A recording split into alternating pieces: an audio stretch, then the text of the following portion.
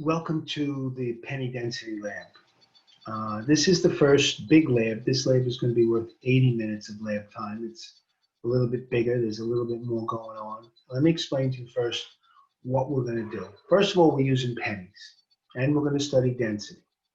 And we're going to find out why density is important, and we'll also find out some things like pennies. You can, the old pennies are made of real copper. You can compare that to table S, to real copper. They are real copper. So the plan is we're going to measure old pennies before 1983, because that's when they were made of all copper, like 99.9% copper. They weren't perfect.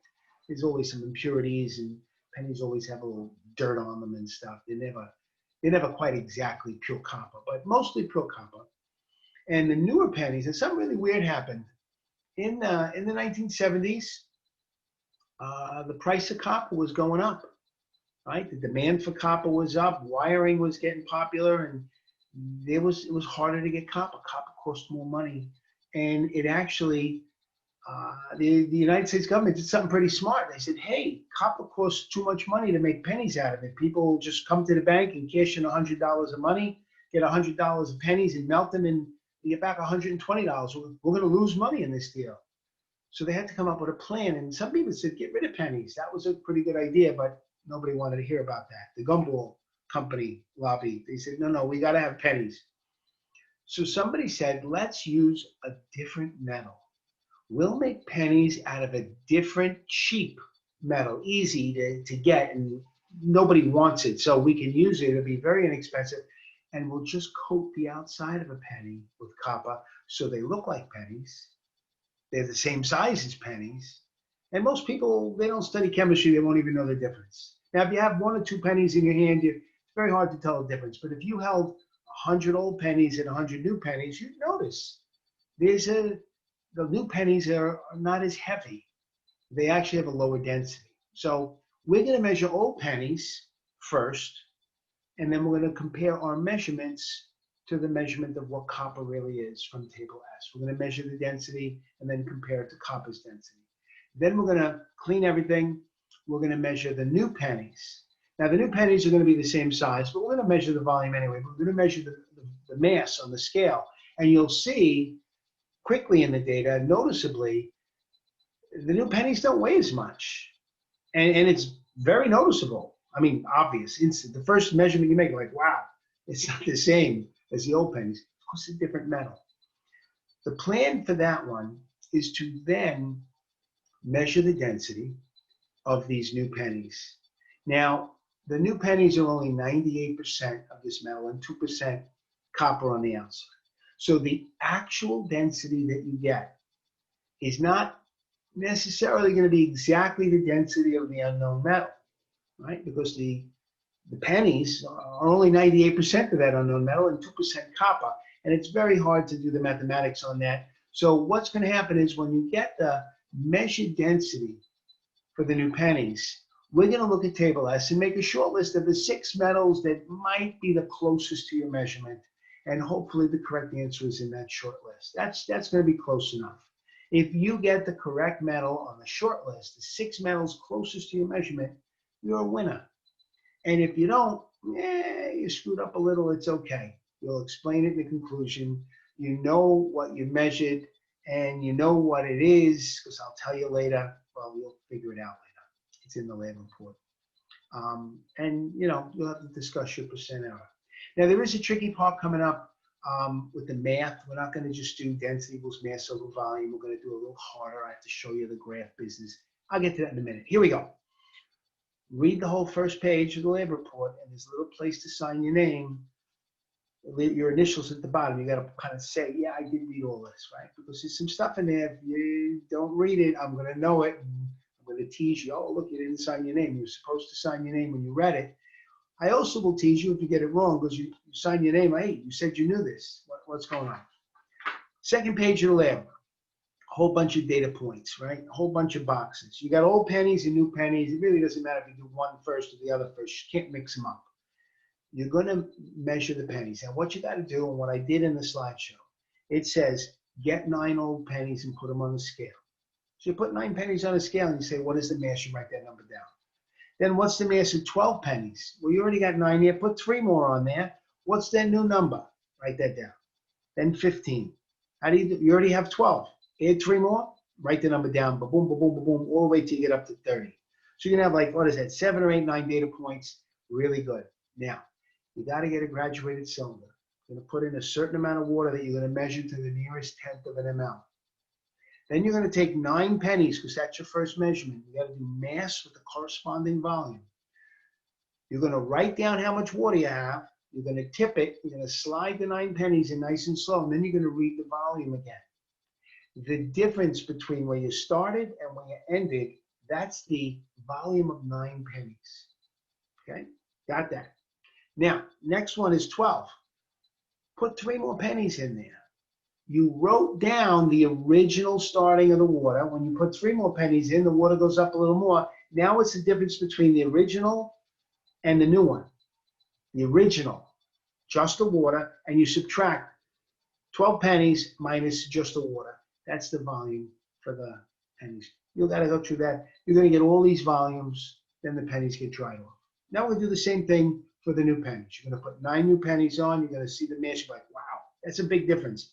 On mine, it's almost, I don't know, 7 grams difference. That's kind of a lot. There's only 9 pennies, a little more than 7. And then you're going to put 3 more and 3 more and 3 more and 3 more. And then you get a new graduated cylinder, measure the water, write down how much water is in there, right? Yeah, you got this much. You put the 12 pennies in, and it goes up to this much. The difference between where you started and where it ended, that's the volume of the pennies. Then you add 3 more pennies, the original amount of water, how much it goes up. You get the point. You got to do all this data points, go slow. That's in the PowerPoint. I did this for you, right? Putting pennies on a scale, putting them in a tube. I mean, it's kind of fun, but you know what? A little tedious too. You're not missing out too much on this. This is not a real big chemistry lab, but it's kind of fun. Now comes the hard part.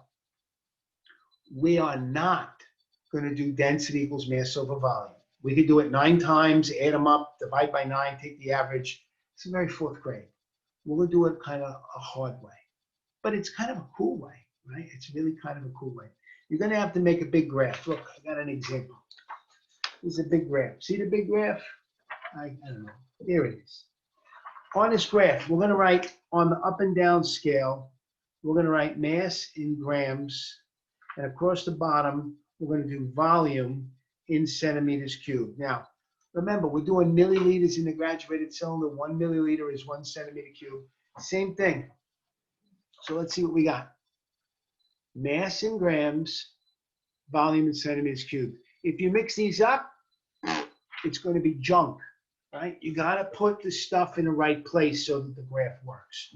Now, what data points are you do? Well, first of all, let's put a title on this. We're going to call this the old penny density graph. Don't write penny graph or penny graph 1. The title, it has to be sensible. Old penny density graph. Now, across the bottom is the volume, not the number of pennies. Not the number of pennies. We're going to use volume. We only use the numbers so you can correspondingly mass a certain amount of pennies and get the volume. We're doing mass and volume. The mass and volume are going to start at 0, 0. See in the corner? 0, 0. We're not going to put breaks in. Do not put a break in this graph. You just got to work it out. Now, the highest volume, I'm going to look at my data because I have it. The highest volume for the old pennies looks like about, I'm not going to tell you, but looks like about 12 ml. So I'm going to put 12 markings on there. They have to be evenly spaced.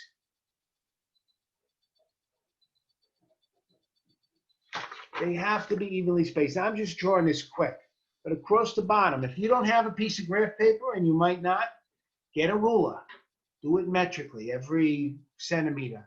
Start at 0 and make it even. Now, masses on my data for the pennies, the mass goes up to a really silly number with a big decimal, right? It's 72.73 grams. You can't draw decimals of grams. we're gonna make approximate. So you're gonna pick a number probably 75. The top number is going to be 75. Now I just drew it in there, but you got to figure out how many spaces you're going to need. You got to have an even number of boxes. The grams and the volume, one box is not the same amount, but the going up on the Y scale from 0 up to 75, you have to have enough boxes. And then you're going to put in the data points. Now I'm going to just make up some data points because this is what happens. I don't know what the data is. I'm just going to draw in some dots. I don't even know how many I have. But you see my dots, how they go up? You can't fudge your data. You measured it. You own this like a dog. Put this dog on a leash and take him for a walk. If your dog is ugly, you still got to take him for a walk. He's going to poop in the kitchen. Put your data on the graph no matter what it is, right? So look what happens. Sometimes the dots are in a straight line. Sometimes they're mostly in a straight line. Sometimes they're all over the place. Who the heck knows what's going on? That's because you're a teenager, right? You're measured. You do your best. Here's where it gets a little tricky. Instead of doing density equals mass over volume, what we're going to do is we're going to draw a best fit line. You got to use your brain now. We're going to draw a line at a 0, 0 that goes through all those points, but it has to be a straight line because density is a constant. Density of copper is equal to the mass of the copper divided by the volume of the copper. And that always equals a number on table as 8.97 grams per centimeter cubed, I think it is. It's a straight line. You can't draw a line that goes up and down, cockeyed. That means the density changes. That's crazy. Don't do that. Now, the dots are not all perfect because, you know, volume is hard to read in a graduated cylinder, right? So sometimes you make a mistake and you say, I don't like that one too much. I'm going to kind of skip that. What you can do is you're going to get a ruler. I'm going to do this now on the table here. You're going to go through 0, 0, and you're going to draw the best fit line that you can that goes through your data points, and you're going to draw it. Now, some points are above, some points are above, some are below. A couple of them, 1 or 2 of them, looks like I almost hit them. This is another crazy idea. The data points that you see are your eyeball measurement. The line you draw is the average of that. Now, as soon as you draw the line, you made a boo-boo. It's okay, do your best. But as soon as you draw a line, you might hit a couple of points, you might hit 3 or 4 points. Who knows, maybe you're gonna hit 12 points, 10 points. Maybe you're not gonna hit any points. It doesn't matter. As soon as you draw the best fit line, the line is your data. The line becomes sort of the average of all the masses and all the volumes, and the line now is your data. So what we need to do is pick 2 points that are on the line. Now, if you have points that you drew that are on the line, you know the mass and volume from your data table. But none of my points that I drew are really on the line. You want to get them on the line, not like almost touching. Do your best. The line is your new data set. So just pick 2 points. I'm going to circle 2 points, make believe, because they're not on the line, and I put little dots on them. See them? I circled them. Any 2 points on a line, are you going to be able to use those points to figure out the slope? The slope of this line, how does the mass and the volume change together? That's going to be the slope of this line. And you know what's really cool? Because we have mass on the Y scale and X on the, and volume on the X, the slope, which is going to be the change in Y over the change in X, is really the change in mass over the change in volume. And guess what else is mass over volume? Density. The slope of this line is going to be the average measured density for these old pennies. So this is what you're going to do. I'm going to tell you what to write here. Slope is going to be equal to the change in Y over the change in X. See that? The change, delta, the triangle is delta. That means the change. Now, we're going to take the top Y and X and the bottom Y and X. See what I got? I got Y and X and Y and X. We'll take the top one. It's going to be the high mass minus the low mass on the numerator minus the high volume minus the low volume in the denominator. So whatever that point is, you have to read it on the graph. What's the mass? And then here's this one. What's the mass here? The difference between them, that's going to be the numerator. The difference between the volumes. Then you got to do division with a calculator. And the slope is going to equal a decimal number. And the units on top are going to be grams. And the unit on the bottom is going to be centimeters cubed. And the slope is going to equal the measured density. Write that number down. Now you got it right on the graph. That's good. That is your measured density. That's what you think the density of the copper pennies is. Now, is it right? You got to check. On table S, you can look up the density of copper and you can compare. Well, actually, you have to. Question 2 is do the percent error. Question 1 is that right there, the slope calculation. Question 2 is what is your percent error? Now, the reason you got a percent error, it's probably a little hard to read the graduated syllabus. Even though I did the data, I don't see so good. Look, I have glasses, right? I'm old. I look old. I'm 29, but I look old. I don't see so good. You probably made a mistake with the graduated cylinder. Then, new piece of graph paper. Another really big graph. But the title is going to be New Penny Density Graph. You're going to do the exact same thing for the new pennies. Mass, volume, best fit line, draw the line. Pick 2 points that are on the line. They may not be your data points, but they have to be on the line. Do the slope. The slope is going to be equal to the measured density of the new coin. Now, remember, the coins are 98% the metal, 2% copper. So even if you did it perfect, that density is not going to show up on table S. You're not going to necessarily get it right because you're taking the density of 2 metals at the same time. They're at different proportions. That's okay. You're going to get close. Once you get that measured density, you're going to go to table S. You're going to find 6 metals that have a density close to that. And hopefully, the right metal is on the short list. And if that happens, you put your arms in the air and say, you're a big winner, right? That's all you could hope for. Get close. After that, oh my gosh, that was a lot of talking. There's some questions. Question 1, calculate the slope on the graph. You already did it. Question 2, calculate the slope for the new pennies on the graph. Question 3, we assume the old pennies are copper. What's your percent error? On white paper, percent error. Question 4, fill in this chart. This is, you can't really see this. There's a lot of glare.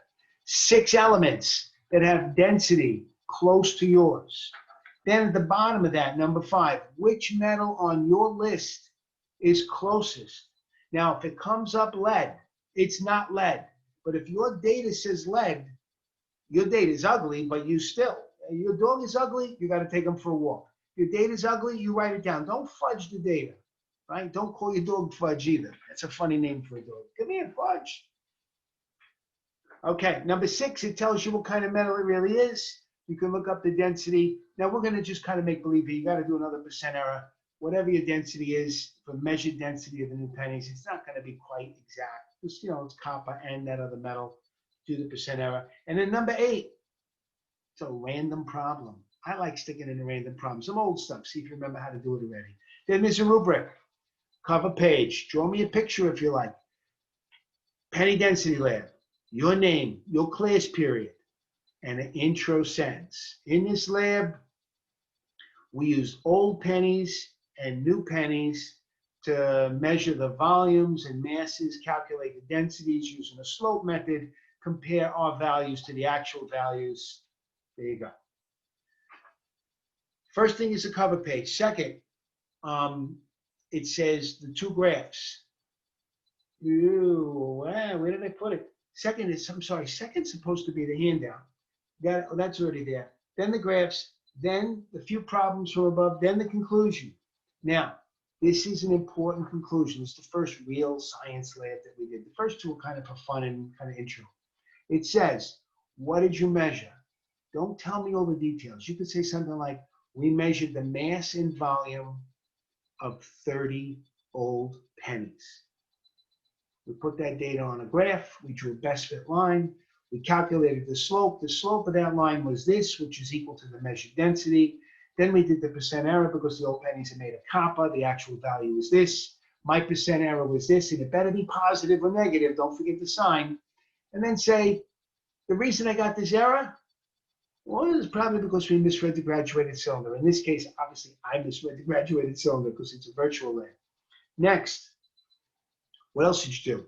We measured the mass and volume of 30 new pennies. Did the same exact process. My measured density was this, which means my slope was this. My measured density was this. The actual metal happens to be, I'm not going to tell you, and the density of that is this. This is my percent error, and then y. And then, what can you conclude or decide from this lab work? How about something like this? Density is a constant. It's really important. Density is a constant. Density can be used to discover unknowns. And then the final line of the lab report. What's the final line? Don't forget, I love chem, the end. One staple, be neat, don't circle your answers, lots of room, write in pencils, that way you can erase, put everything in the right order, make sure your class period's on the front, hand it in soon. Thank you for being my student. Thank you for watching this whole video. Okay? Good day.